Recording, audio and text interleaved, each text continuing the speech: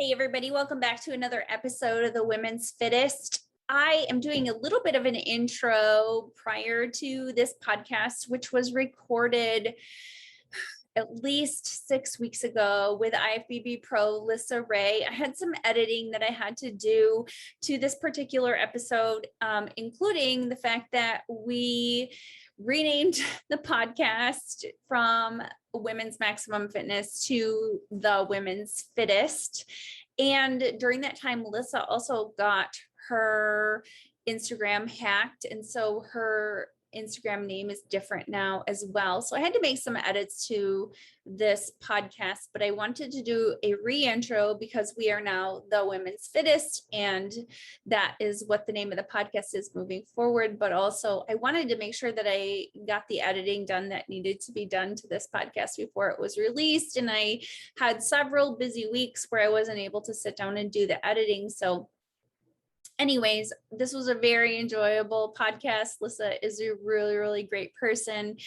And you can find her on Instagram and follow her new account, which I will link in the show notes. And it will be cut out possibly I haven't even done the editing yet, but it'll possibly be cut out of the original podcast. If it's not, I would just say check the show notes to make sure you can find her and follow her on Instagram on her new account so that she can get that up and rolling again. So anyways, without further ado, this is my interview with IFBB Pro Lyssa Ray.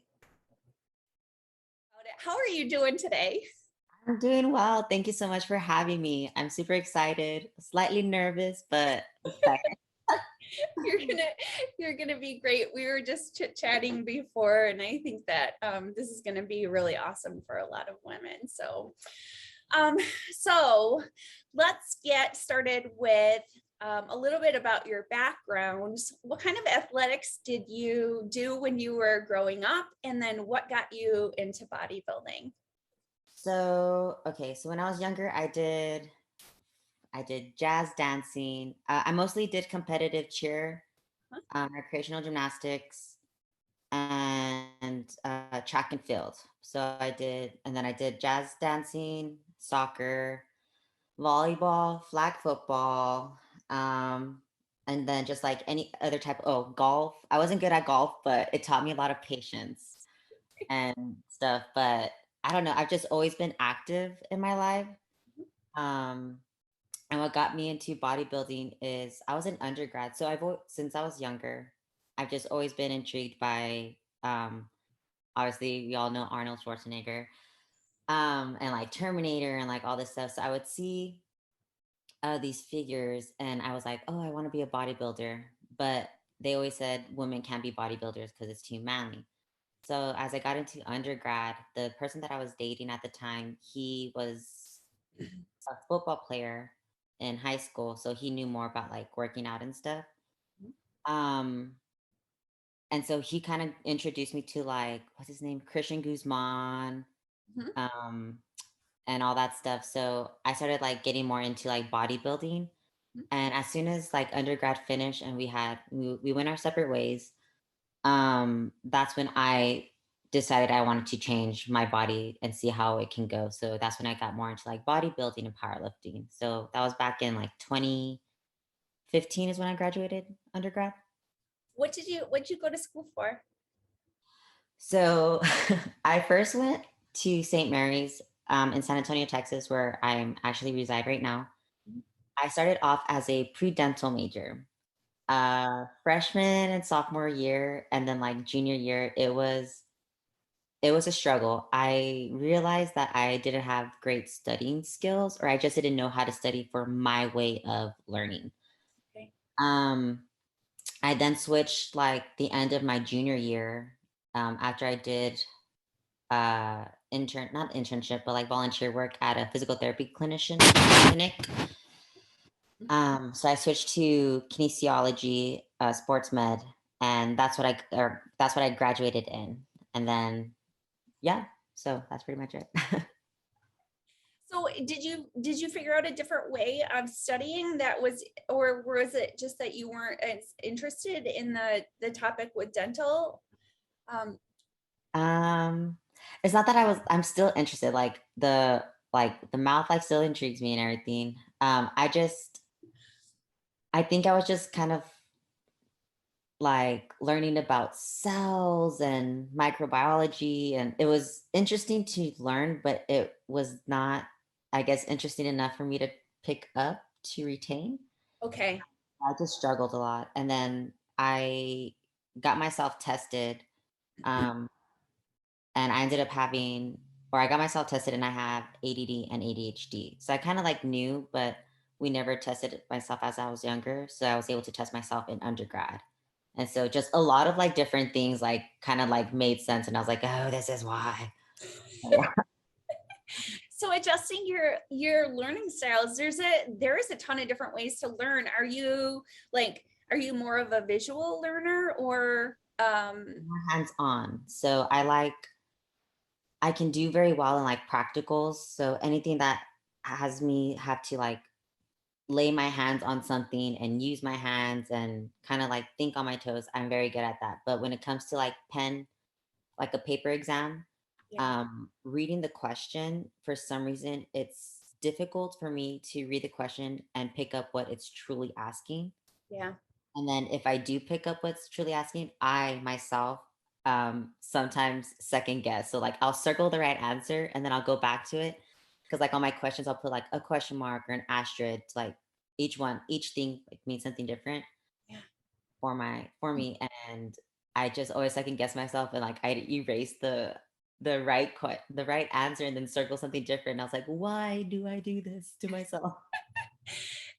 That's really fascinating because you know what's funny? My mom and I were just talking about this because my daughter just took her PSATs and about test taking and how some people, especially like it's almost easier to answer a question in your own words than to try to look at four answers and pick which one is the best one because you don't always think like they have the answer. So does that That make it just for me, I'm just like, there's no black and white. right? There's gray. Like if one person can think it works one way, I mean, just basically like in sports, in bodybuilding, like everything, like you see how everybody coaches so differently. So like there's not just one way. So how can there just be one way within an exam of answering a question? Like, and I don't know, well, for me, when I got tested and everything, I have really bad test anxiety. So I just have anxiety like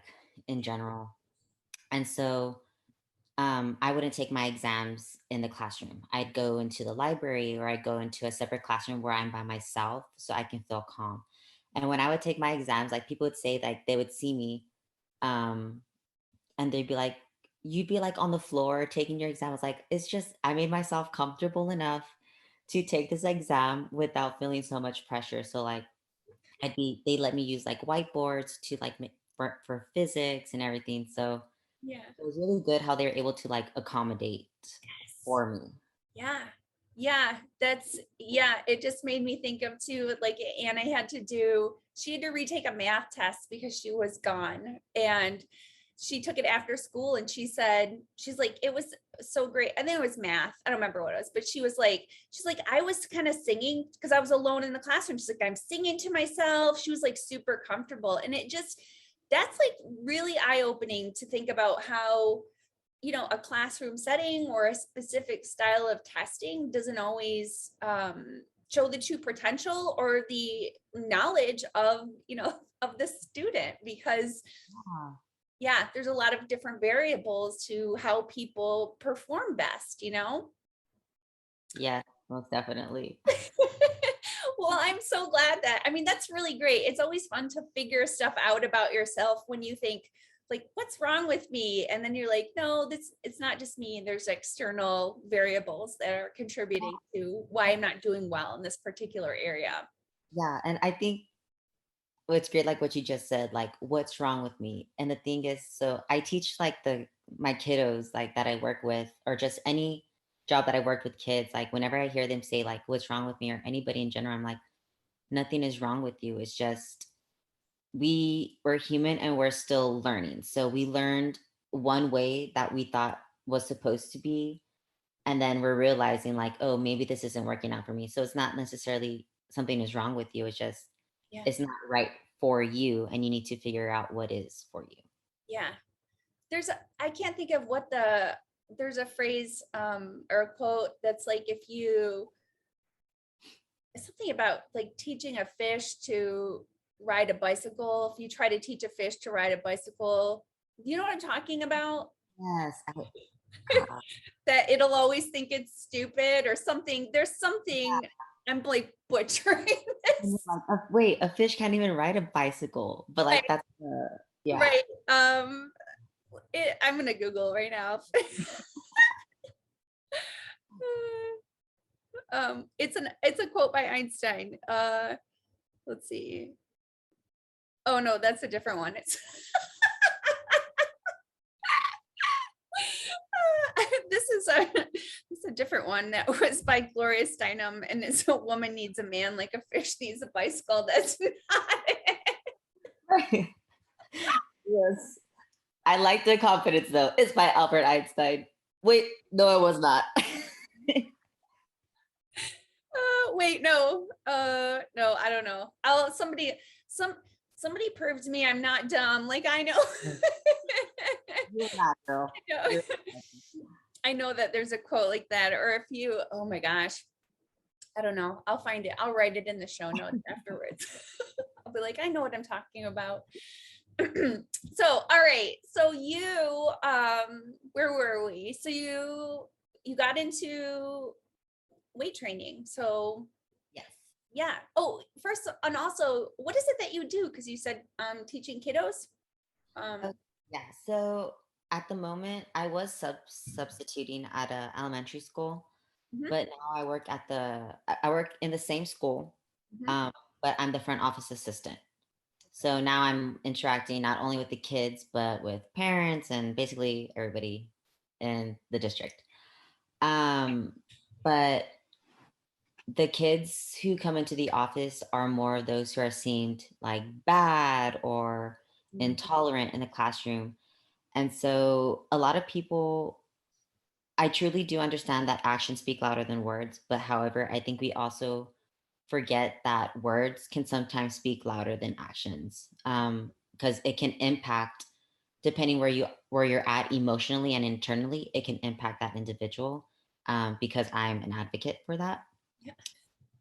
Um, so the kids, I teach them that like what I said earlier, like it's not that you're bad, it's that you're still learning. You have a long ways to go. Life is life and time is not necessarily life is timeless because you never know when you'll go, but time is timeless to learn in life.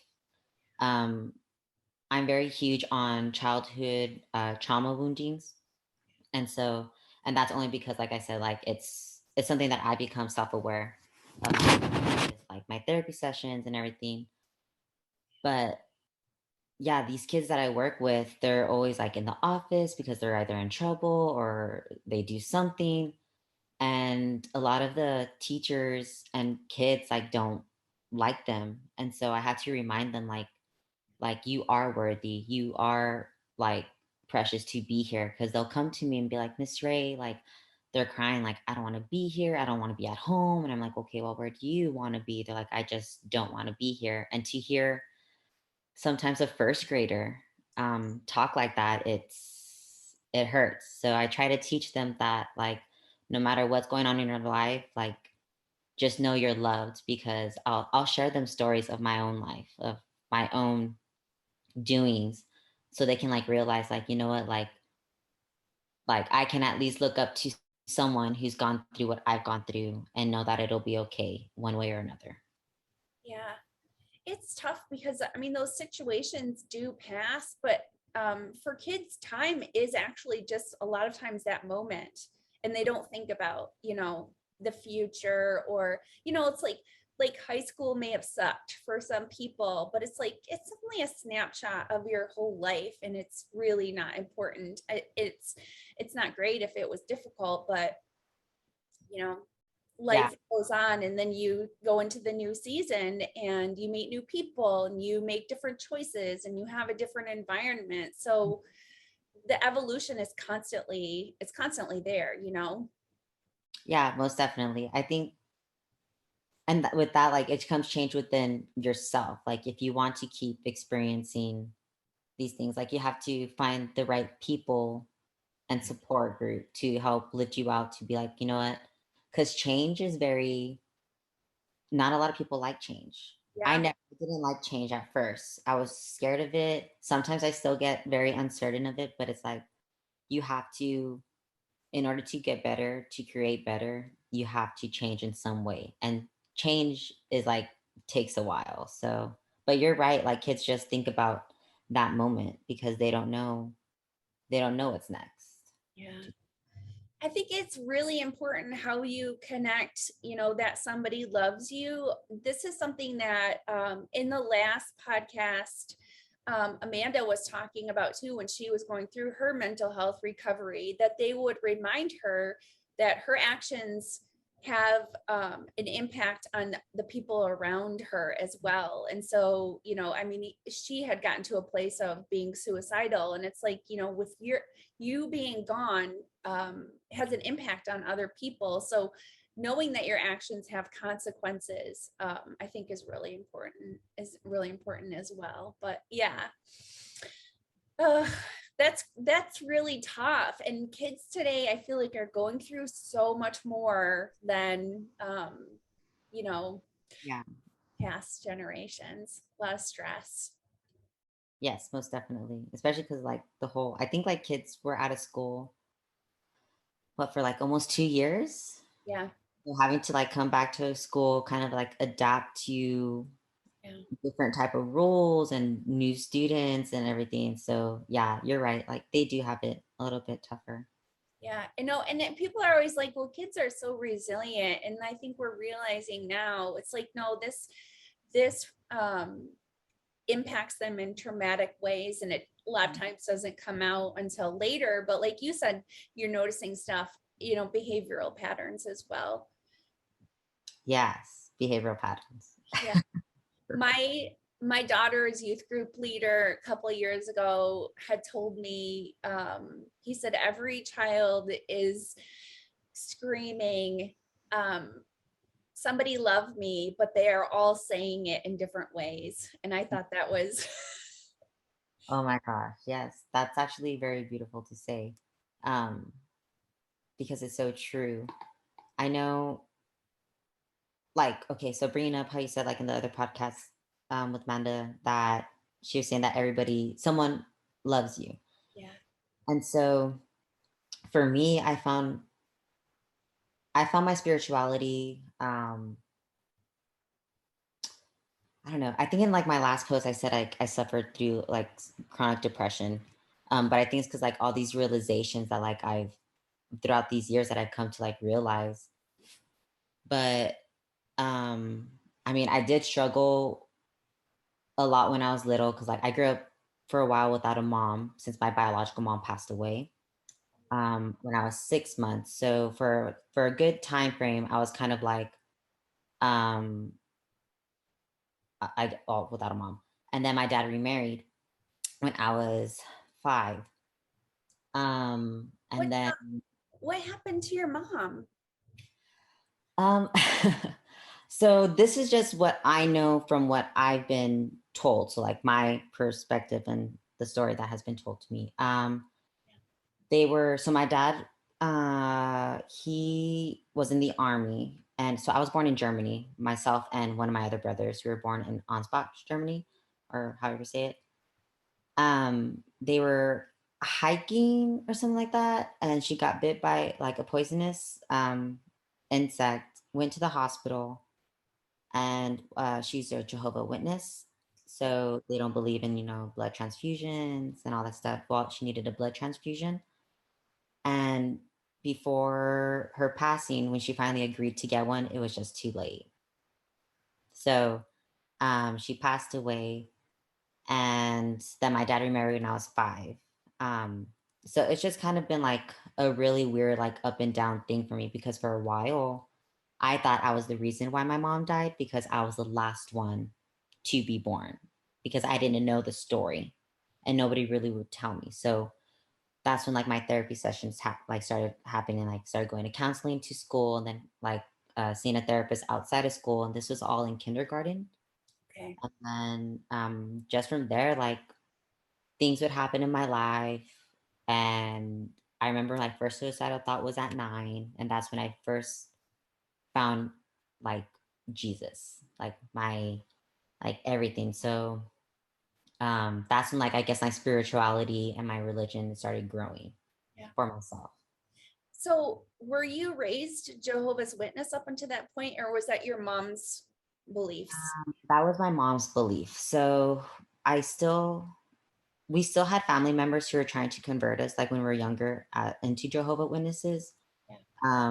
But that's not what my dad had wanted. I guess with, of course, with the trauma that had happened. Yeah. Um, and so we then became, uh, sorry, why am I blinking out? Catholics. Yeah. So Catholicism was like what I practiced up until 2015. So when I graduated undergrad, I went to a private middle school and then a private university. And then I found Christianity because I felt that was a better way for me to worship because I love to sing, I love to dance. And just the way that they preached the Bible was more modern than how I felt like more traditional, kind of like robotic, up and down for prayer type. Nothing against Catholicism. I still say the prayers. I still reach out to the saints and everything. But that's just how I said, like, I guess life and spirituality and religion, I guess it's just a preference into how it makes you feel to get through life. Yeah. Yeah. That's really interesting. I think it's awesome that you were just constantly searching. Like a lot of people, I mean, I don't know, like I've always had a religious background, and so it's always been a part of me. And for you to, and it hasn't, my faith has grown, but it hasn't evolved in that way. And so I think it's really interesting that you're like, this isn't quite what, this doesn't settle with me. So I'm going to, like, I got in people trouble. don't do that. Yeah, I feel like I put like in quotes trouble a lot because I was always questioning, like, and I even still to this day, I question so many things. Everybody's like, you're such an adult child. And I'm like, I know, I need to know the why. Um, And so, like, I remember I dated someone who was Mormon, so I went to like their Mormon church. I've been to like Presbyterian churches. I just, I, I guess I questioned to see what it was, what the reasoning was, why every religion was so different, and then I realized, wait, every religion is basically the same because we're all worshiping somebody that we think is higher Yeah. and who's trying to help us pursue a life of peace, happiness, and unconditional love. Yeah. So at the end, Yeah. it shouldn't matter who we pray to or who we look up to, but it should matter how we come together as a whole to help one another raise our vibration to become love. Yeah. And so yeah, I never truly understood why we had to be one thing when I can pick up like different things from different religions that Yeah. I understand and that I like from like so I even like looked into like Buddhism and everything. So that's why I think I'm more of like religion, half spiritual. And people say you can't be both, but that's just Yeah. I I can. So Right. Right. Very cool. Very cool. Um, so let's talk about, your competition history a little bit, and yeah, and then kind of what led you to this. You're in, I don't know when you competed last, so you're kind of in this off season, and I think you've been going through some struggles, and that's kind of what I wanted to talk about as well. So how long were you training? And like, what was that style? Like, did you know what you were doing right away before you stepped on stage? And when did you step on stage first? I first stepped on stage. Um November 2016 in Arizona was my first competition. Okay. I did not know what I was doing. So I still had like a coach, but I never like questioned him as to, okay, so why are we doing things? Or I was just kind of like, woo, working out, gonna do my first comp. Let's go. So yeah, I competed in Arizona and then 2016. And in that show, I got first place open and first place novice. In figure, was it at that time? Yeah, I've never done anything else. I've done strictly figure when I first started. And then of course I got into other things. Yeah. My second competition was in 2017. I think it was like in August. I think that's Battle of the Bay. And I got second place. That was like, was it that one? Yeah. Sorry. That one, I was like, I was dating somebody at the time and they're like, let's just do it. Like, you should just do it. I'm like, for shits and gigs. I'm like, whatever. So I ended up like 5 weeks out deciding to do it. And I just like, I really didn't do what I was supposed to do, but I still got second place. So I was like, okay, cool. Like, whatever. My third show was in 2019 in November. And I did back to back to back. So I did fitness, figure, and then physique. That one was like tiring and crazy. And then that's when I got Wait, all in the same show? oh my gosh, yes. I literally felt like a rock star because like I would like come off the stage and then the tanning people would come and I think it was pro tanning will like come and like change me out of my outfit and like help me get tanned and like glammed up and I just like run back in line. I was like huffing and puffing. I was like, oh dear, baby Jesus, but I got through it. You're like J-Lo doing the Super Bowl. I don't recommend it. It was tough, but it was fun, but it was tough. I remember like getting there. Oh my gosh. I like walked in thinking I had time to like, oh, you're a Lyssa, right? I was like, yes. They're like, you're supposed to be doing fitness. I was like, uh-huh. They're like, yeah, you're supposed to be on stage like 10 minutes ago. I was like, oh my God. Oh, so yeah, it was a crazy one. And then my last show was this past November in 2020 when I got my pro card. And so I was like, it was because this is when the struggle comes in, you know? I got my pro card and that's something that I've been shooting for. But I think what got me stuck mentally and a little bit emotionally is I didn't get to share that moment with the person I wanted to share it with, which was my dad. And so I get all teary-eyed. Why was he not able to be there or? So yeah, he wasn't able to be there. I mean, that's when like COVID was happening and stuff. And I think I wanted to share it with him because it was another big moment for him to be there for something for me. He wasn't able to be at my he wasn't able to be there for my my gosh, my undergrad graduation because he was working out of town in Mexico. And so for me, it was like, oh, this is another big moment for him to come and see me because I had well, they don't know, so I'm just gonna broadcast this out loud because I told them one thing, but this is what really happened. I had failed out of physical therapy school. When you fail 2 courses, then you get kicked out of the program. So when I failed my second course, I just told my dad, I was like, hey, like, I'm just not going to do physical therapy school. It's like too much. So that was like, I'm pretty sure he knows though.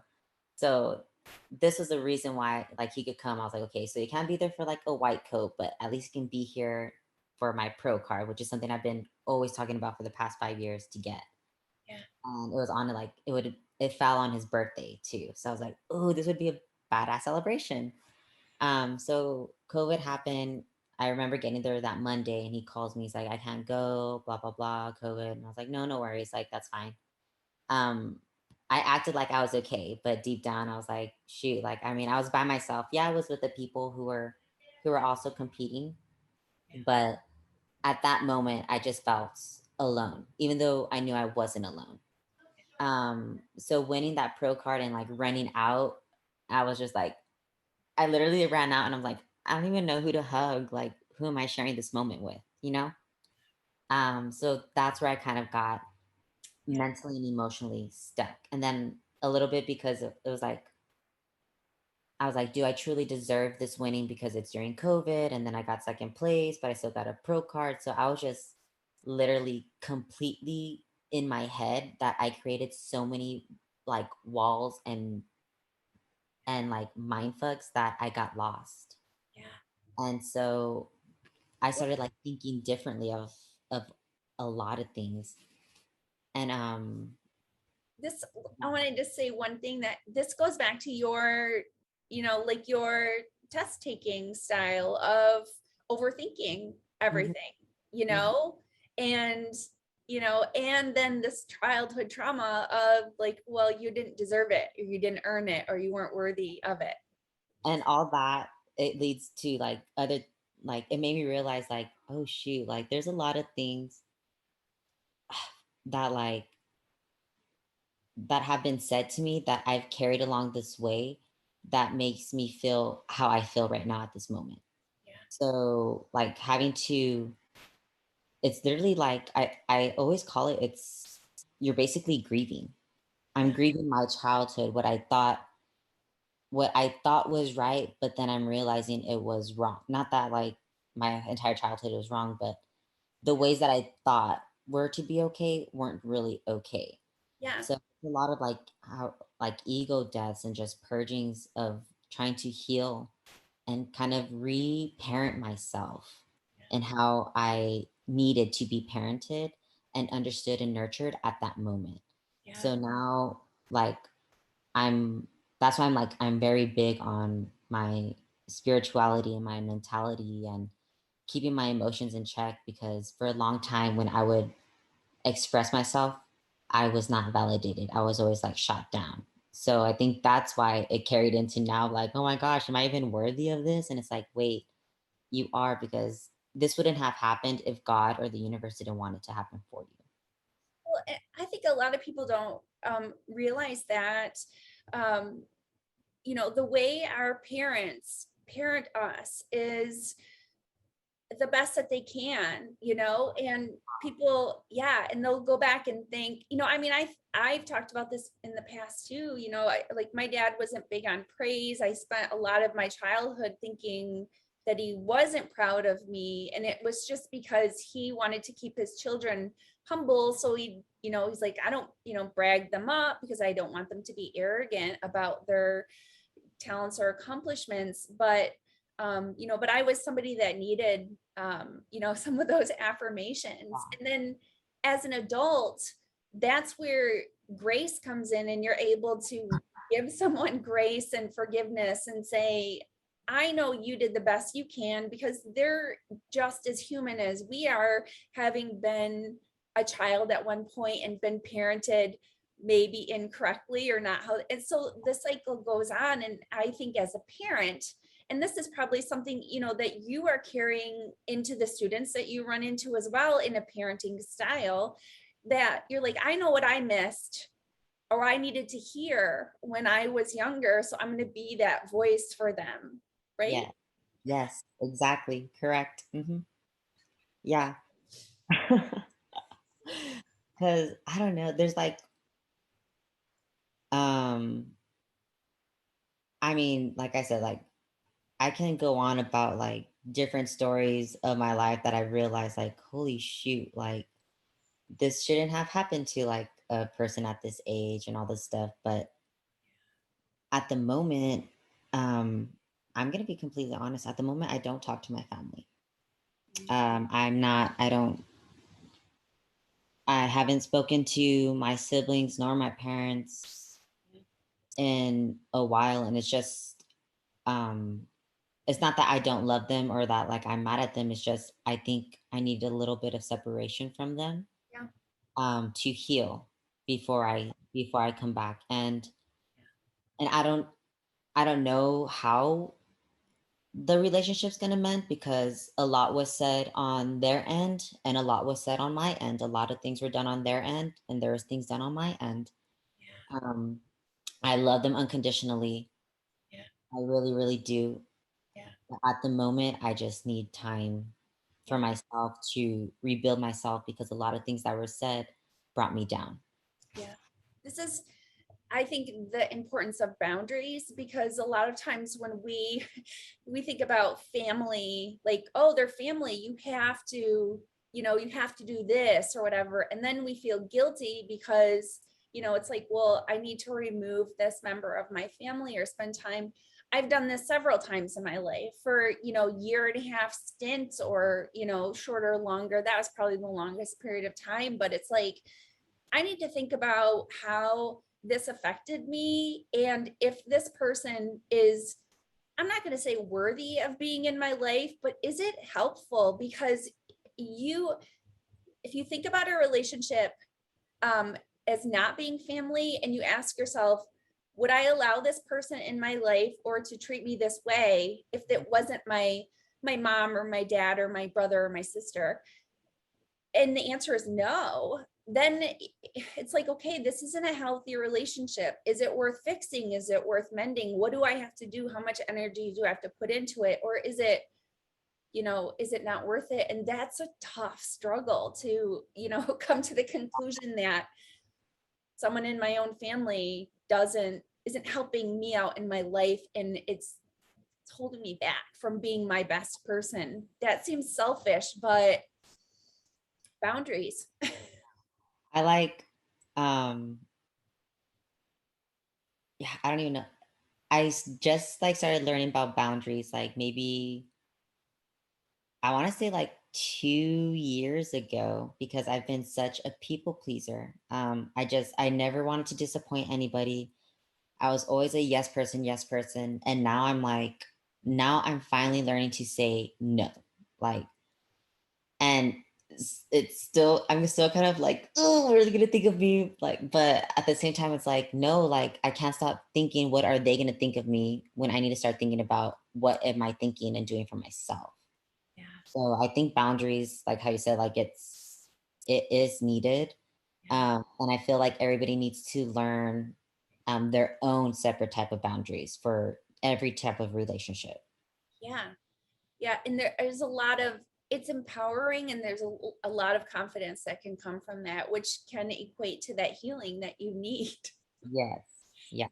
I Yeah. feel like I really do want to open up about like my story, and because I've broken down like the cycles that I've repeated all the way up to like the different individuals in my family of who's repeating whose cycle and how it's like supposed to be like, I don't know. I'm just very in depth. Like, Yeah. sometimes people don't like it, but I'm just like, that's just like how I am. And I can pick it up in other people's, like in my friends' lives, I can pick up their cycles and what they're repeating from their parents and everything. And so right now at the moment, so I live with my grandma and my cousin. My grandparents and my cousin right now. They're much older than If me. you, yeah, it's almost like you're rewriting your past by redoing those cycles and making it be your choice rather than their choice. And I think environments are super important. When um, I dropped out of college when I was 19. I moved back home, and eventually I got a job and I moved out. And it wasn't until I moved out that my bulimia stopped 100%. And it was just like, I couldn't heal myself at all in my home environment. I had to move out of the house. And so I think that's a lot of times what somebody, people need. It's like, I think even you joked about how, like, women will change their hair or whatever. you know True. Like, I yeah. did that too. Yeah. I still sometimes do it.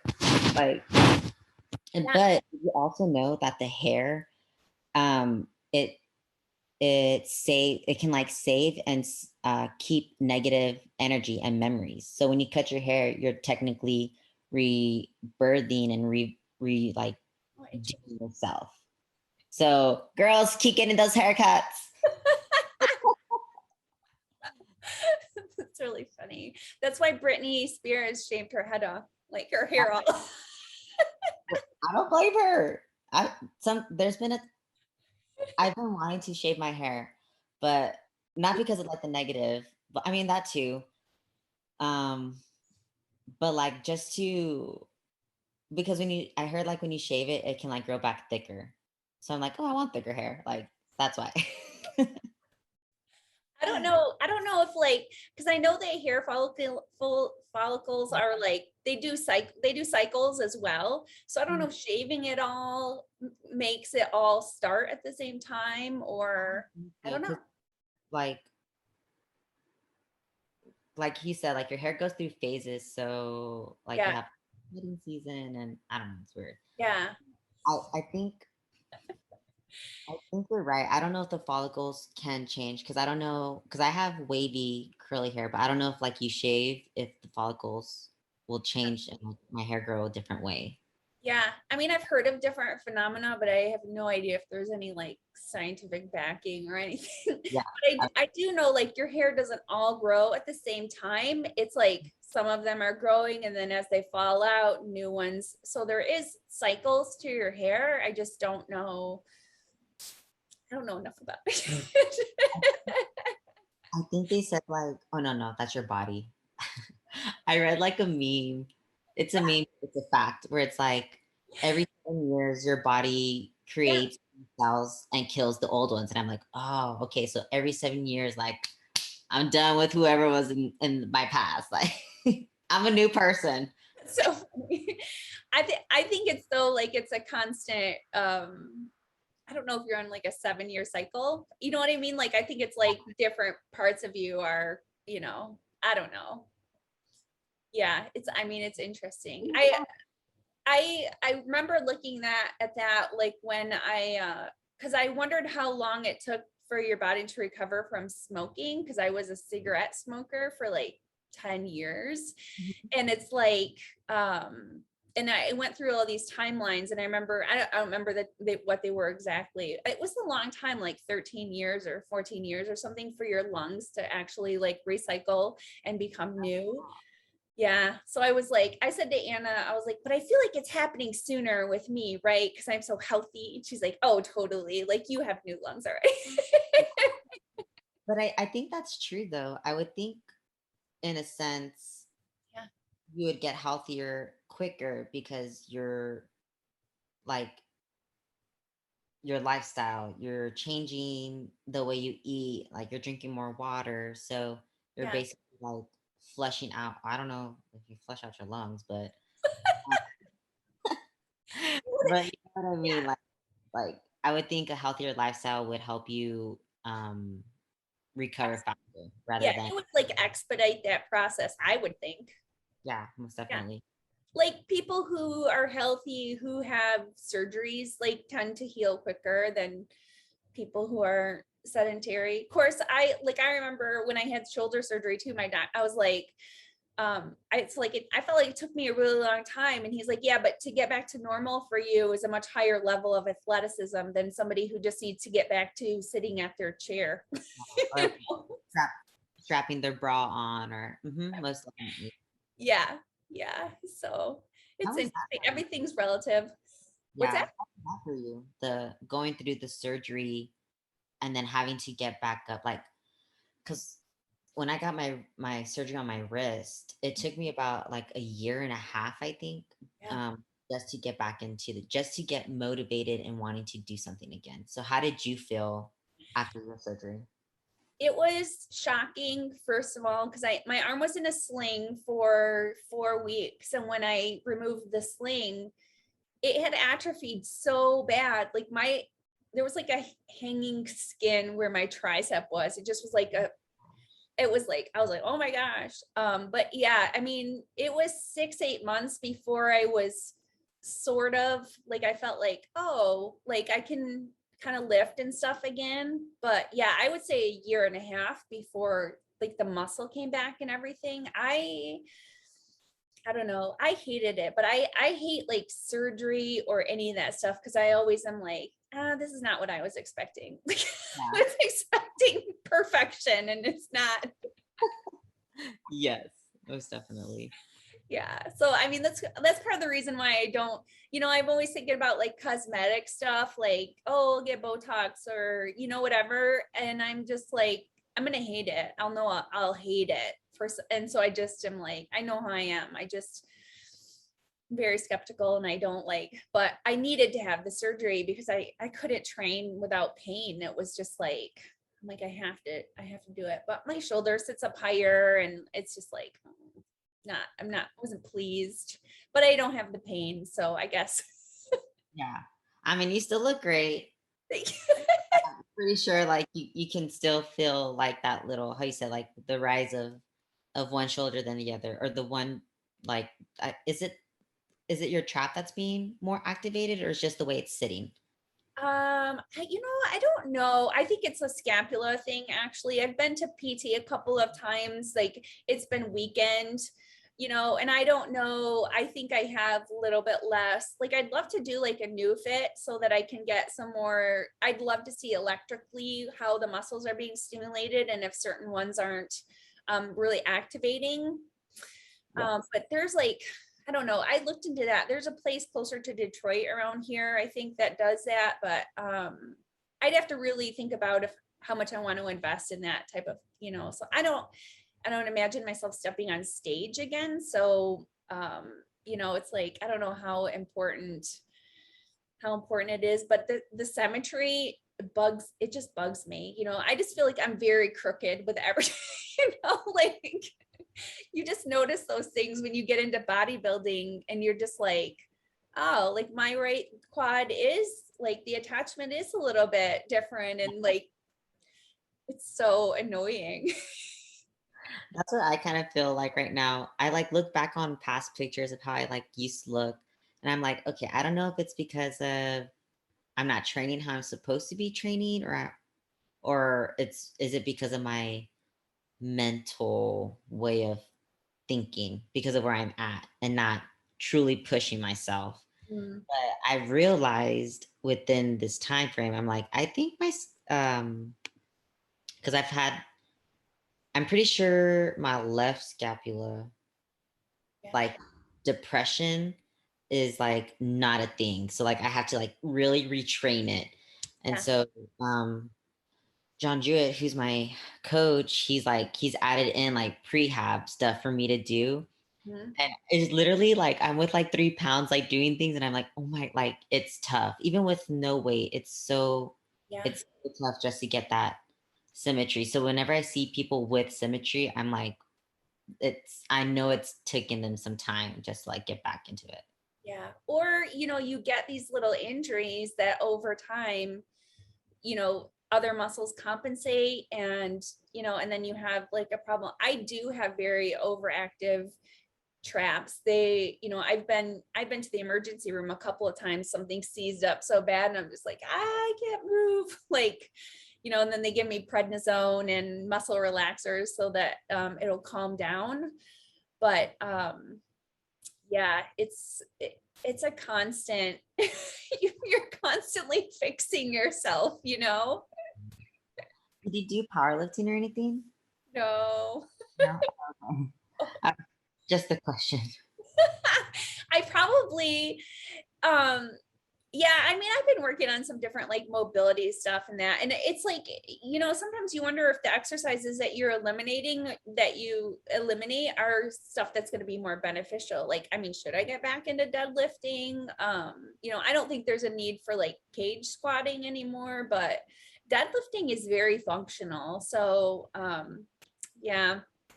That's one thing that I'm not able to do. I miss powerlifting. I do. I feel like when I powerlifted, I was had more muscle. Yeah. Now, like switching more to like a bodybuilding type hypertrophy. I know I can still do like powerlifting hypertrophy is what I'm finally like getting into. But I think just for a while I thought like you couldn't do one and the other, but I Yeah. realized that you can. But deadlifting, like you said, it is very functional Yeah. for the entire body. It's just I miss deadlifting, but I'm not like really deadlifting right now. Yeah. So It's very taxing though. It's like full body exhausting, so yeah. like central nervous system is just like you're dead for your days. Oh my gosh. So I just like, I don't know how I just remembered this. When I was getting ready for my pro show, doing, I was actually going to do a powerlifting meet before nationals. So in August I would have had like my first powerlifting meet, and then my first national show would have been in November. So I was like, oh, okay, like I can do both. I was literally training for both. So I would do my powerlifting stuff. And then as soon as I finished my powerlifting workout that my powerlifting coach had given me, I'd go straight into my bodybuilding stuff that at the time, Roland Gonzalez from the Muscle Factory, he was my coach. He still kind of is. He's still like a very good mentor for me to like look back at and ask questions on, because he knows my body before the change had happened when I switched to John Jewett. So I like to go to both of them. I really like them both. But I realized like doing the powerlifting and then the bodybuilding, I was just like, shoot, like maybe this is very taxing. Like my body was just like, I was getting fatigued more. And then I couldn't tell if I was just inflamed or if I was actually like growing muscle, you know? So when I had to make the switch to John, um, because of some life situations had happened, where some of us had to switch over to John for a while. Um, I had finally told John before he even like took us over. He's like, you know what? I don't know if I'm gonna do the powerlifting meet anymore.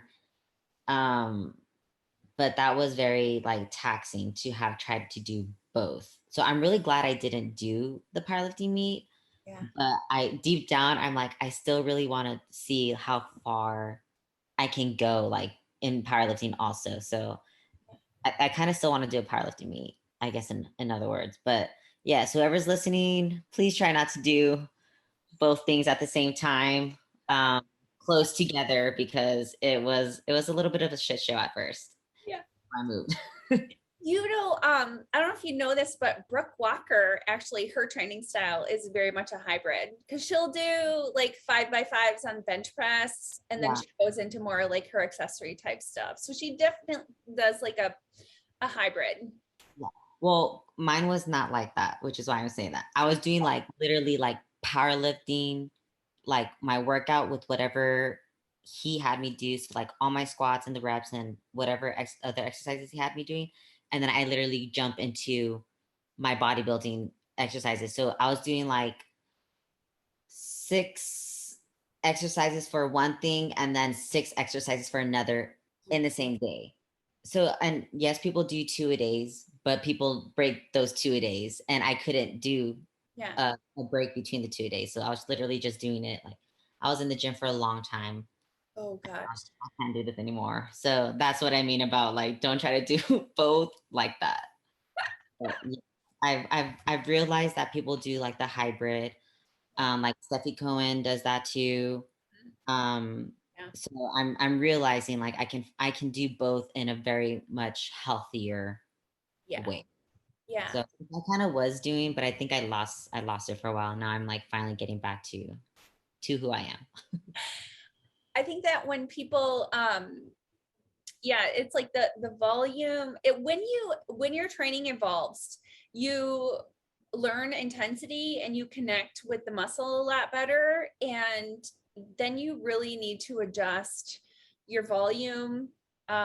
You just really need to adjust your volume and your rest days. I think most of us started training 5 or 6 days a week and we're in the gym for several hours, and now it's like much more quality instead of quantity, I guess I would say. Yeah, I remember I was training like that, like I think it was 6 to 7 days out of the week. So I was like, the gym is life. And now, and now we've broken it down. John's like, okay, he's like, your lifestyle is a little bit like you still need to get used to it. He's like, let's break you down to 4 days out of the week and then 3 days off. And it felt so weird at first, but now I'm like, okay, like I feel like I have enough energy for all my workouts now. So I feel like you said it's a wait, what'd you say? quality over, wait, yes, quality over quantity. So, Yeah. Yeah. Yeah, for sure. It's really tough because I notice every time I start, I always push myself, and it's like if I do 3 days in a row, if I do 3 days on, 1 day off, I can't last through that pattern for maybe 2 weeks. I'm like, oh my gosh, I need to do, and then I'll end up taking like 5 days off. And it's like, no, you basically you have to train like 2 days on, 1 day off. Like it's just, I can't, and I like, not that this is a huge deal. And there's definitely other factors for recovery, but I mean, I'm a natural athlete, so I don't have any assistance with that as well. But I also am, I'm not awesome with my diet because I'm trying to do oh, this is like, I want to have a little less restrictions around my diet. Yeah. no, that's fine. Yeah. Yeah. So it's always an adjustment. It's like trying to figure out how you can still progress, when to step on the gas pedal, when to brake. And yeah, it's just Yeah. life. I think, yeah. And I think how you said, like, there's so many other like different factors when it comes to like, I guess like fatigue and all that stuff. And Yes. that was something like I knew from school, like I knew about it, but I never really, it's so weird. Like I always tell people, like, I am the worst bodybuilder right now, guys. Like, yes, I am an IFBB pro, but I am not the greatest when it comes to like knowing about bodybuilding because I really haven't been able to sit down with myself to fully learn the different things that play into like all these roles and then moving and like learning like from what is it like I guess like from John Jewett's like perspective rather than like other perspectives that I've seen in my own, it's like, oh shoot, like so sleep, I really do need sleep because there's times where I would literally like sleep for 3 hours and wake up thinking like, oh, it's fine. Cause I knew I can function, but it's like, are you truly functioning properly? So learning about how stress, sleep, and everything else plays a role into your recovery and fatigue, I was just like, oh wow, okay. So this is why I really can't work out for like all these days in a row or like, and it doesn't matter how you put your training cycle, it's inadequate to how you said to like train for all those days and actually see the results that you need. And some people can do it, but for myself, like I'm natural right now, I'm not on anything, so I'm like learning to like have to push weight naturally, and it's tough. It's and I'm like, oh Jesus Christ. And because a lot of the stuff I'd get from powerlifting, like my growth. Yeah. And now that I'm switching like all these other things, I'm like, man, like, am I even progressing? Like, I don't know.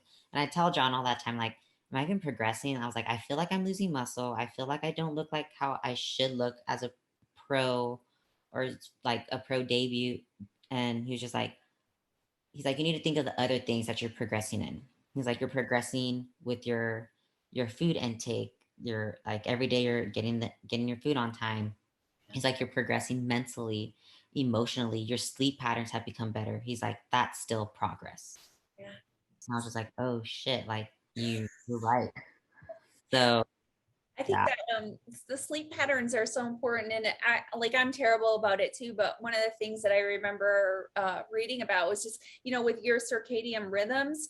If you like, people will be like they'll try to catch up on sleep, or so if you don't go to sleep at a specific time every night, like instead of going to bed at 10 or 11, you go to bed at 1 or 2, you miss out on a lot of that recovery comes at the beginning of your circadian rhythm. And if you don't go to sleep at that time, you miss out on that repair time that's happening and you can't make it up later. So it's like, it's tough because like I always think about like my daughter will go to bed at the same time as me. I want to sit up and do something for a while or watch, like I've been watching Grey's Anatomy. I don't know, like on Netflix. yeah, And it's like, oh shit, it's midnight. And then, you wake up in the morning and even if you got, 7 hours of sleep, you're just like, you are like, you shouldn't be thinking about what you can get away with, but like what's going to be like optimal and what you have to do in order to get there. But it's tough. Like we want to have our cake and eat it too. Yes. Oh my gosh, and everything, right? And that's one thing that I've learned. So going back to what you brought up in my post in the beginning about time is timeless, like this has literally I've been learning just patience because I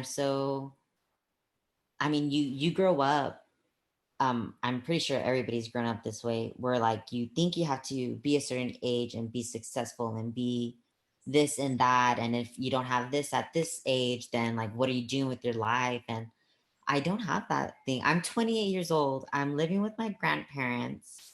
I'm working a job that I only get paid like close to $11 an hour. Like it's just like all these different things.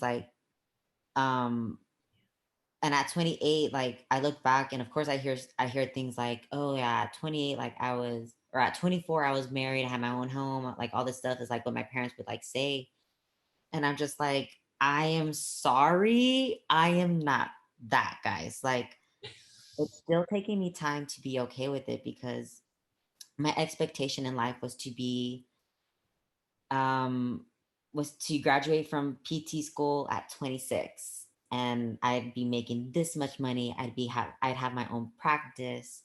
Um like all these expectations I had of myself in life when everything was going well. I had finances, I had my own apartment, like all this other stuff.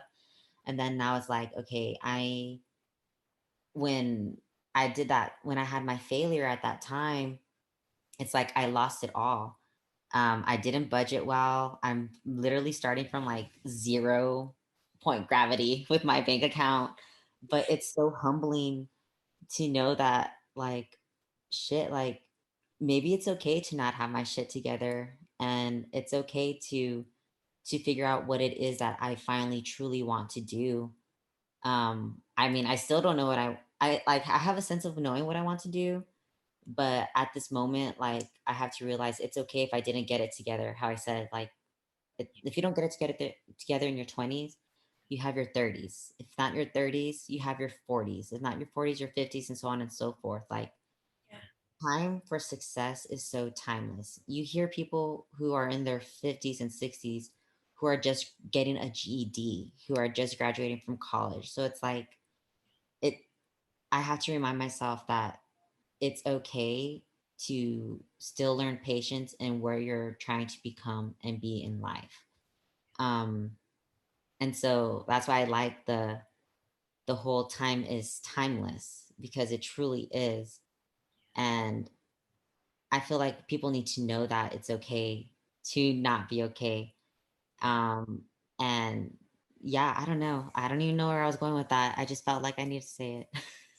I, I think it's beautiful and it is super relevant because we all have this picture of what success looks like and when it's supposed to happen. Mhm. Um, I I struggled with being depressed about it for a long time because I went through a divorce at 35 and I was like, I can't believe I'm starting my life over. And then I don't want to say 10 years, but it's been a long time mentally trying to reconcile that, like the choices I made, getting married, it didn't work out. You know what I mean? And then you feel guilty about that because, I felt guilty about it because I had a child from the marriage. And it's like, well, I don't wish that didn't happen because that's like the best part of my life. But yeah, I mean, 40 years old, and I'm like, where, especially she goes to the private school. So I have, these families are extremely wealthy. And I'm like, oh my gosh, this is the first,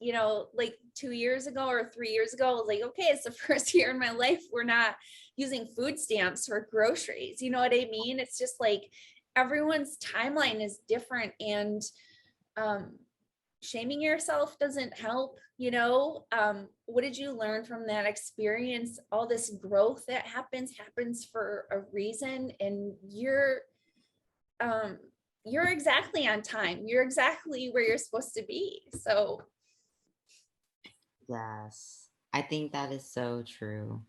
Um, I think like I said, like it ties in. It's almost like a grieving process. So like how you said, like you went through this divorce, and then, but at the same time, it's like, well, you still gained great things out of it. So take those great things and the positive things that you learned and that you received from the divorce to move it on into the next phase. And then the grieving process happens when with the more darker shadow parts of what had happened. And that takes time because it's like you have to reprogram your mind, and neurotransmitters, you can they can be positive and then they can become negative. So it's the way of thinking of yourself. So it's like you can turn on a light switch and then turn it off, but yeah, it it is hard. yeah. But um I think you're doing great. Like, I mean, it is, but it's taken a long time. And you know what you just said too, that's something like my therapist had talked to me about too, is like, she'll be like, in the past, you would have looked at this, in this situation and you would have done this. You have retrained your brain to think about it in this perspective. And we always have that, like you said, we always have that capability to, change the story. And it just takes effort because we were taught one way and we've been thinking one way, and now we have to think a different way. And that takes effort, just like, anything else that is changed takes effort. So yeah. I had a question for you. What are your thoughts in I get sorry, like what are your thoughts in speaking about the past? Like speaking about the negatives and the lessons that you've learned from it, or just speaking about like the past wrongs and doings, because a lot of people I've learned and with myself and have noticed that when I start like speaking about like the past and like what has happened and all this stuff, for me, it's not necessarily because I want pity. I don't want pity from anyone. But if anything, it's more of like, I want you to become aware of what I've gone through and why I think and act the way I do, but I'm still trying to learn. But at the same time, not a lot of people are very vulnerable. And so when I do speak about the past, I know I'm impacting someone who doesn't have the voice to announce or say what it is they're feeling and going through, but that they've gone through as well. How do you take that? Because I I've gotten from people, they're like, oh my gosh, like you're so negative or you just want pity. And I'm like, that is, yeah, if that's what you picked up from it, yeah, then that is what you perceive. But however, that is not what I was trying to yeah. act on.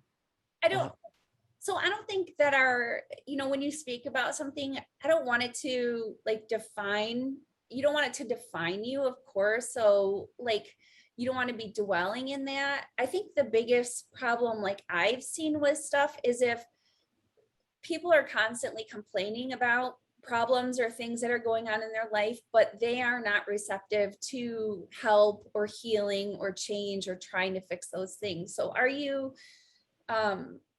dwelling on something? Is it defining you?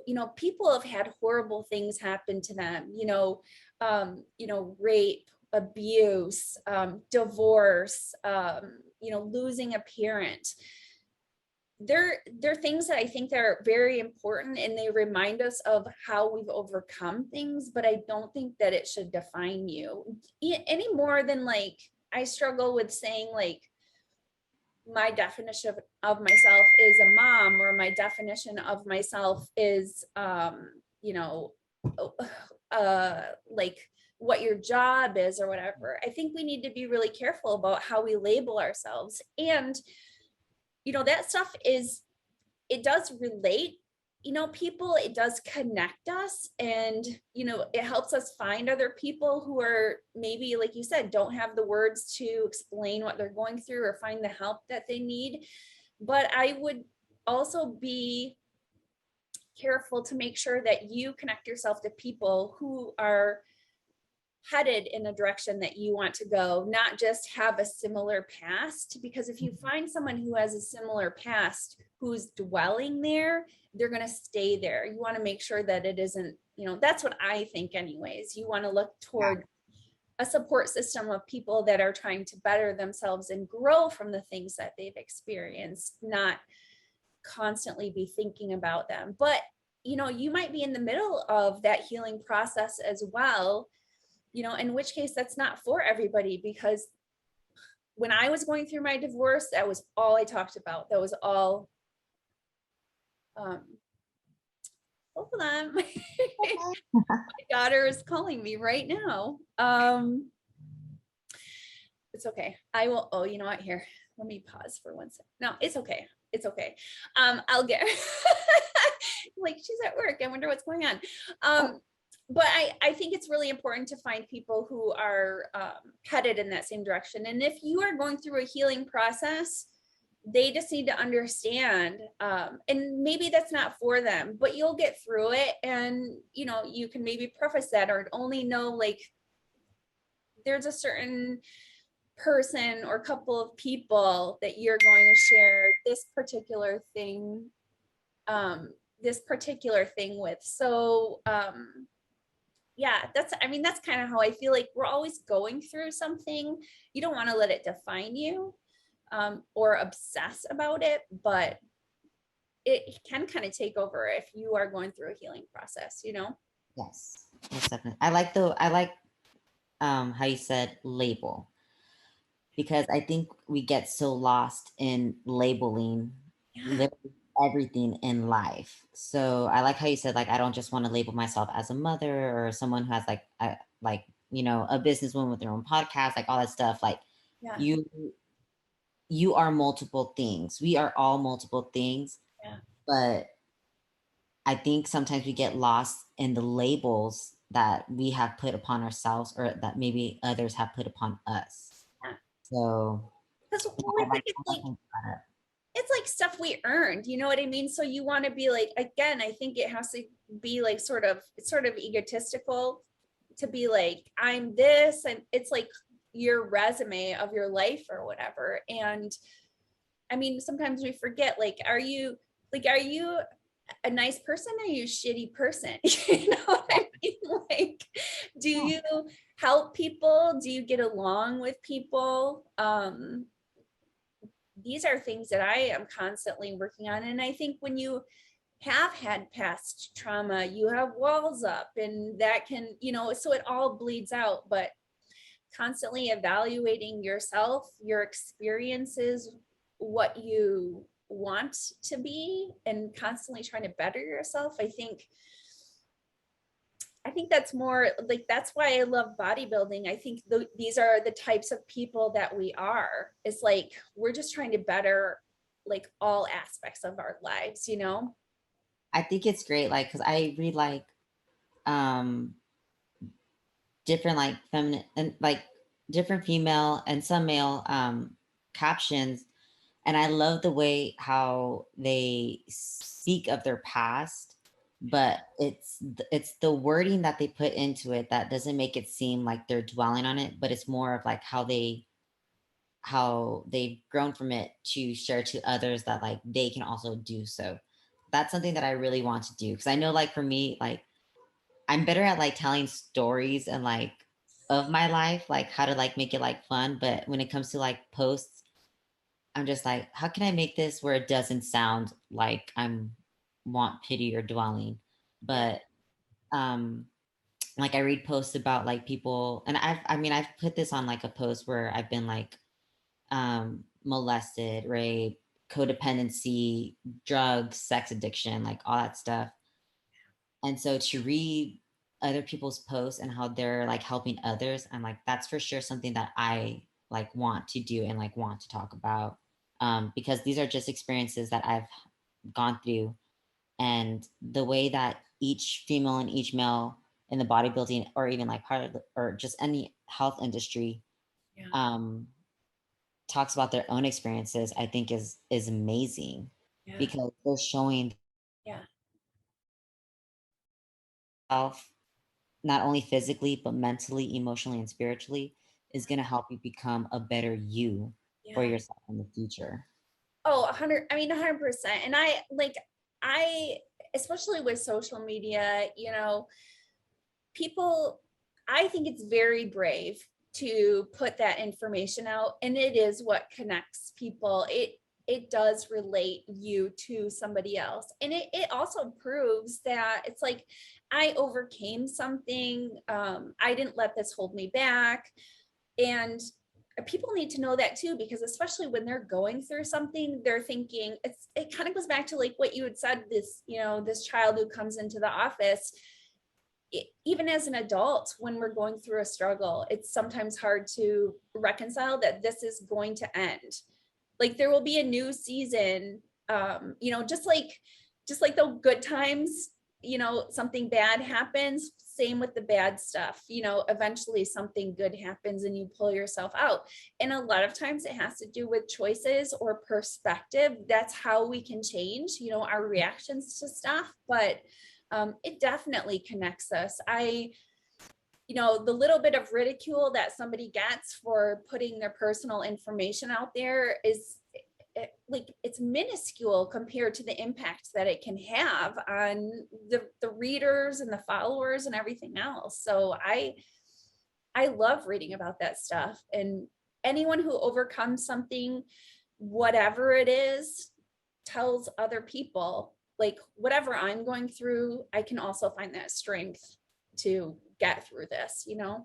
I Yeah. feel like we become oppressed in a lot of things, and in the way we view the world, in the way we view vulnerability. I think Yeah. we've become oppressed because Yeah. I know growing up, it's like, if you show emotion, you're weak, or like, don't cry, don't do this. And so for the longest time, I was in a lot of like my masculinity energy more Yeah. than I was in my feminine energy. And so I did a lot of like messed up like things just to get where I needed to go. Or there was times if I did like that whole like revenge thing. I always tell people like, I used to be poison. I used to water other people with poison, and then I realized that like, oh, this isn't right. Yeah. Um and so trying to like water with one another with actual water to uplift and grow, it's amazing to see how you can uplift someone even with a smile. It's Yeah. crazy. Well, it's funny how people think like you have to, like, I don't remember if I did an Instagram post on this or not, but I feel like it's really like we get caught up in a lot of these cliches, like, you have to fix yourself first. You can't pour from an empty cup. And I don't think that's true. People pour from empty cups all the time. Mhm. As a parent, you're drained, but you still have the energy to love and give to your child, or, function at work or whatever it is. So, yeah, there's a lot that we can do regardless of if we are in pain or still healing. You're not like, what's that, like, broken crayons still color? Like, Yeah, I love that saying. Yep. It like, even a broken crayon can still color. yeah. Yeah, so it's like I said, I think a lot of it is healing with perspective and understanding what you're capable of, and that you still have something to give. Because, like, I'm not saying everybody has gone through the trauma that you have, but most people have gone through some sort of trial, or they are going through it, especially with, what we had happen in, this pandemic and everything. Like, it's been tough for everybody. I don't know anyone who hasn't had to change their life in some way. So, Yeah. yeah. So I think it's awesome. Keep putting yourself out there, because um, people need to see this recovery process, how life is. And then we don't get so many people thinking having these expectations that this is what life is supposed to be like. My life begins at 20. I'm set. I have a good job. It's like, no, things change all the time. And this is how I'm adjusting my sails. You know what I mean? Yeah. It's cool. Sales. I don't think I like it. I remember I worked for Hollister for 2 days and I was like, I ain't coming back. Like, I just can't. What did you say? Their last word was sales. And then for some reason, Oh, working sales came to thought. And I was like, oh my God. I worked for Hollister for 2 days and I could not. Like, I'm in like a ship sales. You yeah, adjust your sails to the I wind. know. My mind, I'm so dope. No, no, no. Oh my You immediately have a flashback to the worst job God. ever. So, Wait, was it the worst? No, no. oh, very cool. People all day. Wait, what did you say? I didn't want to greet people and fold clothes all day. Yeah, yeah. Yeah. I don't, that wouldn't appeal to me too. I had a cousin that worked at the Gap and I just thought, nope, nope. Kudos So to those who can though. So yeah. I mean, that's the other thing too, because people brag about their jobs, but I think like every job is important. I know because I have a menial job. I mean, I have a blue collar job. I clean buildings, but I think about it's like, yeah, but somebody has to do this job. Somebody has to do every job. yeah, most definitely. I didn't know that. Yeah. I didn't. Yeah. Yep. I'm self-employed. I have a cleaning business. So That's amazing. thanks. Oh, I mean, I grew up on a farm, so I like blue collar work. But I also like, I love this connecting with people. And this, this goes to what you were saying too. Part of the reason that I love the podcast, I mean, I know people are always like, oh, I want to learn more, get more information. That's kind of the theme in the bodybuilding industry. But to me, I'm like, I want to know about this person. Like, why, you know? why are they like this? Why did they? Yeah, I completely understand because that's how I am. I'm an empath. So Yes. I love to connect with people and I love to help them. I pick up on their energy and how they feel. Yeah. So I'm just very empathetic. So I completely understand about when it comes to connection. I mean we're in this world to connect, Yeah. to help one another. Yeah. And at Yeah. the same note, as someone who has gone through a type of trauma, we're always evaluating people as well. So that's where the human behavior part comes in. That's really interesting to me because obviously, somewhere in my head, I always think about how I need to protect myself from a person as well. So I'm constantly evaluating their behavior also to make sure that it's safe for my environment. Yes. Which comes boundaries, how we talked about. Yeah. Look at us. We're going back to the beginning, how they do it in like comedians, how they like go back to the first joke. Boom. Look at us. We could be comedians too, girl. It's really funny. That's actually something I've always wanted to try is do stand up, but that's like a bucket list thing someday, maybe someday. Tell me a joke. I don't know. Let's have a joke. Let's go. I don't Crickets chirping. That's oh my gosh, crickets chirping. I like taught myself. So I took a linguistics class Huh? in undergrad, and for some reason, like when I was younger, and even now, I like to do like a few wild animal noises. I don't know how I got into it, but I remember in linguistics class, they're like, come up with the sound, and you have to teach us how to do it. So I was like, okay. So my sound was a dolphin noise. I don't know why I chose that, but I had to like explain how to make a dolphin noise and like how to position your tongue and like where it goes on the roof of your mouth. It was hard. It's really funny. See, my mind just takes me to different things like randomly. This is probably why people think I'm like, well, one, I do have ADD and ADHD. So I'm just kind of like in that movie, and Up, the dog. He's like, squirrel. And like Yeah. look at me, I was like, that's me. You know, I I think that's part of the reason why that's like my biggest struggle with being a podcast host. I'm like, I try not to, I don't want to interrupt somebody, but I think like I'll forget the question I was going to ask about what they were saying if I don't interrupt them. So that's probably my flaw as a podcast host. Yeah, I like the interrupting. Yeah, I don't think that's a bad thing though. Like, I think people have made interrupting somebody else like very like to make it think like it's rude, but sometimes it's like, well, I don't want to. If you wait for the other person to finish talking, it's like the question or whatever that you wanted to say at the time is probably either gonna like be irrelevant at the moment. So it's like it's an excitement that you kind of just want to be like, I'm sorry, I don't mean to interrupt you, but right, right. so I think interrupting for like your podcast is fine. Okay, good. Awesome. So do you oh, you know what I was going to ask you. So what is your so what are the plans? What are the future plans? My future plans. Okay, so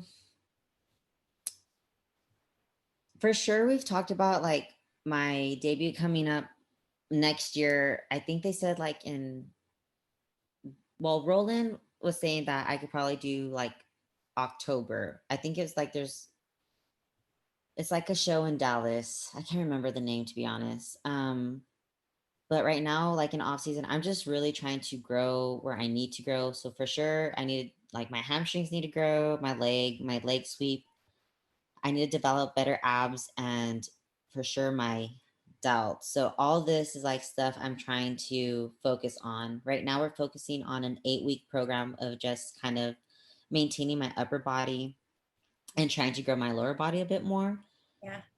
Um, but I know we were talking about me going into the fitness category because I still jump, I still tumble, I love to dance. Um, and so I used to be a stripper on actually, and I low key, high key, I honestly loved it. I didn't do clubs, I did like bachelor parties, Uh-huh. but just like dancing, like in general, just uplifts my soul. So Yeah. um the fact that I still have these skills and not being in the sport like in cheerleading and gymnastics anymore, and to still tumble, like Yeah. they're like, you need to use these skills. So right now I am thinking about doing fitness. I don't know if I'll do it anytime soon. I think I'll probably do my pro debut as a figure first because Yeah. to regain all those skills in fitness is it won't take a long time, but I need to better um, focus on my finances to be able to pay on those things. I got you. Um, Yeah. so right now, like I'm just kind of smooth sailing, going with the flow, but still trying to focus on smaller goals rather than a big goal. So hopefully October, I'll make my pro debut in Dallas and we'll just go from there. Nice. I don't know. I think that's awesome. I think sometimes just not putting so much pressure on yourself helps you be more productive as well. Because we get so much anxiety about the future that we just kind of forget to enjoy these moments. You know, like I drove myself crazy for a little while there, freaking out about, 2 years from now, my daughter was going to be going off to college. Like, what is life going to be looking like? I've been a parent, 24/7 for so long. And it's just like, I'm just going to enjoy it. I'll probably have more time. And then, then I can also do the things that I keep thinking I should do now. You know what I mean? And I'll have time to do it then. And there's no, no, I mean, I'm attached to her. She's very attached to me. I'm Oh, sure she'll be around. yeah. Yeah. I Yeah. think that's good. But like you said, like expectation, I think that's something I spoke about too, like not putting so, and this is something I had just finished telling my coach too, like I've always put like expectations on where I need to be and where I should be Mhm. or what I need to be doing next. And when I had just gotten my pro card, like I think I jumped into this expectation of like oh gosh, like I'm a professional now and I need to do this and I need to do that. And so I was like trying to prep for I was trying to get into like the fitness and then I was doing like blood work and HRT work and I was digging into finances that like I had, but I really didn't have because I should have been saving it. And so I myself got myself a little bit more into like this low income, but I think I lost, or I think I thought I had to be this professional, and all these people that I've seen like on Instagram who are pros now, like I was like trying to be like them. Yeah. And so me trying to be like other people rather than myself, and knowing myself and that I needed time, like I think that really also got me stuck, because I was like, oh my gosh, well now I'm an IFBB pro and I should be doing this, I can't be doing that. Like I need to get better, but how am I going to get better? Like it was just so much. And then now I'm just like, I finally told, I was like, I think I got lost in my own expectation of what I thought other people expected of me. Yeah. But it's like I created an imaginary audience for myself, and I was like I self-sabotaged my own self. And I'm like, shit. But that's, at least I've that's something I've become aware of. So I'm working on that. Like healing is so great. Everybody thinks it's like all butterflies and glitter and sunshine. And I'm like, no, in reality, you're like crying one day, you're laughing at the next moment, and then you're like, what the fuck is going on? It's a mess. Tire moments every single time. Ugh. So great. But the it's the shoulds, right? It's the shoulds that mess up our lives. I should be here. I should have done this. I should have, you know what I mean? When you get rid of the shoulds and you're just like, this is the choice I made. This is the consequence of it. Do I like that? No, I'll do it differently. Yes, I'll do it again. It's like we make it so complicated, but I mean, that's what happens when you're a thinker like that. I know. I'm like, gosh darn it, Alyssa, close these tabs in your mind. Close these tabs on your mind. It's literally like the tabs in my mind. And I'm just like, oh gosh. I think like Zendaya had like said it once. Like she brought up about the computer tabs, and then she's like, I think at the end she's like, but then there's music playing. You're like, wait, where's the music coming from? And I'm like, oh my gosh, yes. That's so me. That is the weirdest thing when that happens, though, too. When you're just like, I turn everything off. Where is the music coming from? You probably think about that too, with being thinking about fitness or whatever. So Yes. yeah. There's like a lot of, I'm at the gym, like if you ever see me at the gym, I'm always dancing. I'm If I'm not doing a little booty shake, twerk, twerk, I'm like doing like twirls and little like swan dances. Like you'll always see me dancing in between my sets, like no matter what. That's just who I am. So, but for sure, that's something I've been like also thinking about, how you said, is like, what songs would I want to like dance to for fitness? And I think it'd be like upbeat songs, because of like my cheer background. I would want something like that, like very like positive and like outgoing, that I can like do little cute dance and self-expressions. But then I feel like I can also bring it down to where it's more um emotional and like elegance. Yeah. I guess we'll see when the time comes, guys. I think that's why you should do fitness, because there's a huge difference between the performances that are just like cheer and gymnastics, and the ones that incorporate dance, where that's part of the reason why I always loved Oksana, because it was like she told, like, it's like you were at the ballet and she told the story, but she's still doing like all the badass tricks that the fitness girls are doing. So Yeah, most yeah. definitely. All right, girl. Next question. I'm ready. Right. Um, what is your favorite and your least favorite thing about social media? My favorite thing about social media, I think, is the way everybody's able to reach one another. Most definitely. Um, I guess it's the way you perceive social media in a sense, but I love how if I want to look more into rehabilitation stuff, I'm able to like look onto social media and find like different doctors or people and their background. You just have such a great grand avenue of different things that you can choose from to like search upon. Yeah. Um, so that's the one thing I love about social media is like you can connect with other people around the world in different ways of your interest. Yeah. What I don't like about social media is the fact how it can make you feel at times. Or I mean, for myself, is like people show you, some people show you who they want you to think they are, and then other people show you who they are, but it's so hard to decipher of who's real and who's not. Yeah. Um, and then at the same time, like when you feel like you're not in a sense of success of yourself, and you see other people within your age or from like your hometown doing so well and all these other things, you kind of like get lost. So what I do to help with that is I'll take like a social media cleanse, which is why sometimes like if you notice like I'm on social media and then I'll disappear. Yeah. So that's just me having to like take like a cleanse away from it. So I those are the two things that I like and then that I don't, most definitely. 100%. 100% agree.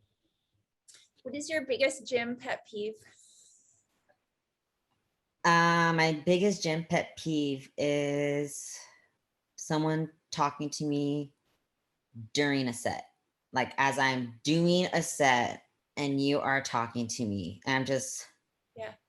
like, oh my gosh. Yeah. Are you using that and you're like in the middle of reps? Like, how am I using that when I'm on here? Yeah. It doesn't happen as much anymore. Because thankfully the gym that I go to, like people understand that you're there to like work. But I remember like when like back home and oh wait, is that my biggest pet peeve? No, yeah, that still has to be like my biggest pet peeve.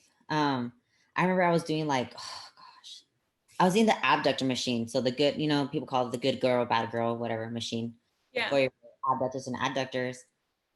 And somebody was talking to me like straight in the eye, talking to me, and I was like, dude, get out of my face. Like, ugh. They were so annoying. So that's probably one of my pet peeves. It hasn't happened recently, like I said, but It's like yeah. awkward. Not understand people are just like obviously on the machine and not doing shit. And I'm just like, I need it. But then you don't want to be rude. So you're kind of just like, oh, okay. You're like, But how many sets do you have left? and then they're like 10. You're like, wait, what? You just did 3. Okay.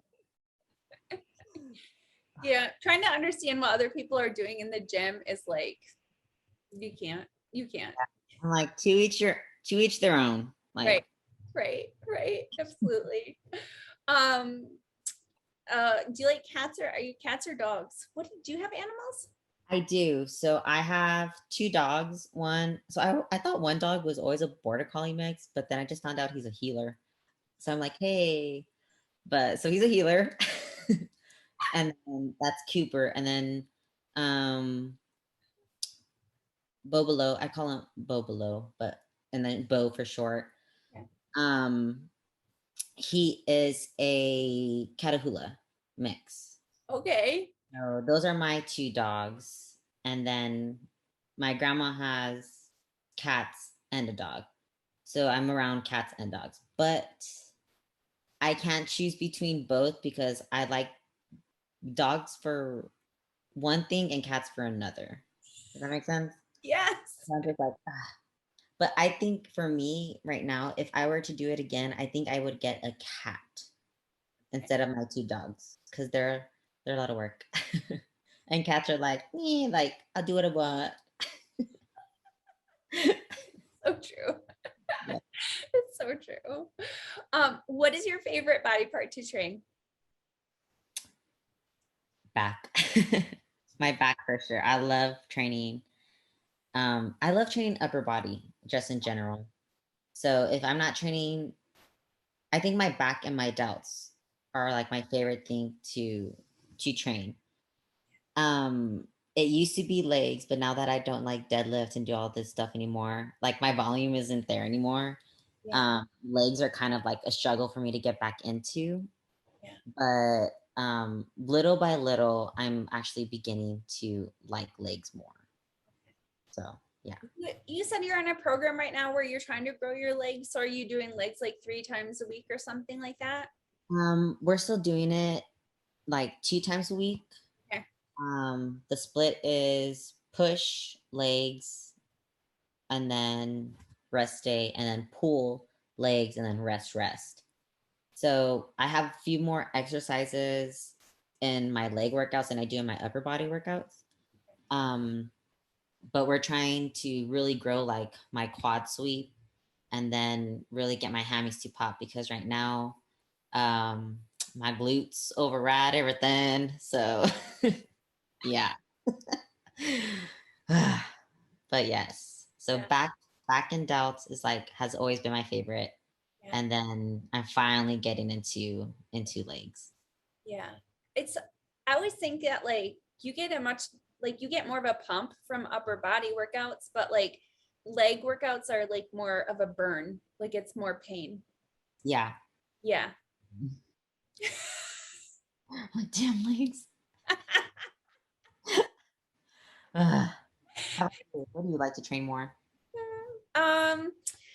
I don't know. I mean, I've been enjoying like a push workout where I get some arms in. I do love the pump. I love that pump. And like I said, I mean, I like leg days too, but it is more pain. It's honestly, sometimes I get some really bad anxiety before going into a leg day, and I have like just skipped it altogether. I like freak out. So I've been trying to work through that, like lowering my volume a little bit so it doesn't seem too intimidating to do the workout. Yeah. It's so weird. Like it's gotten to the point where it's like, this is pain. It's not fun anymore. Like, so yeah, I've had to dial it back a little bit. Yeah, I realized that like sorry, I'm gonna connect my computer charger really quick. Oh, so I don't lose you. Yes. It was like I had 100%. Now it's like it was like 10. I was like, wait, what? When did this happen? Um, but yeah, so I've learned that the connection, my mind and body connection with my legs Yeah. um, isn't as strong Yeah. as my upper body. So Yeah. that is where it's becoming a little bit more Yeah. like hard for me, which is why I'm like legs. Like I know I struggle with this, but I'm improving at least. Yeah. It's it like I think are probably the same thing, and I've had to like lower the weight and slow the reps down, and yeah, and so maybe that's why it's not as fun, because it's not like you just think of like you're like, "Ugh," but now you're like, no, I gotta feel it, I gotta connect, Yeah. slow down. And I mean, the cool thing is I walk out of the gym and I'm like, oh, my muscle is fatigued. Like I feel that tiredness rather than like my body feels like it's broken. Yeah.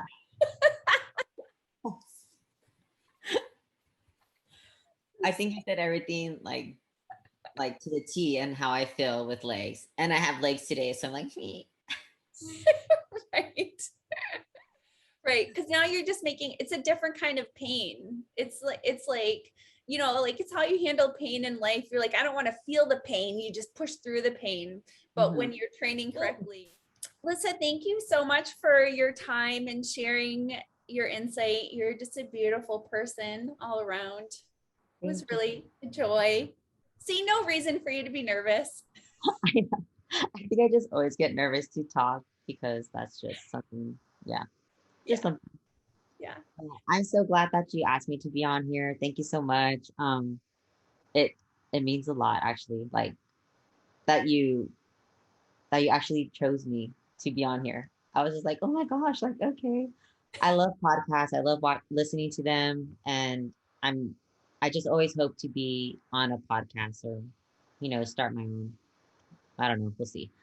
But thank you so much for having me. You are an extremely beautiful and an amazing soul. So you keep doing what you're doing. Thank you.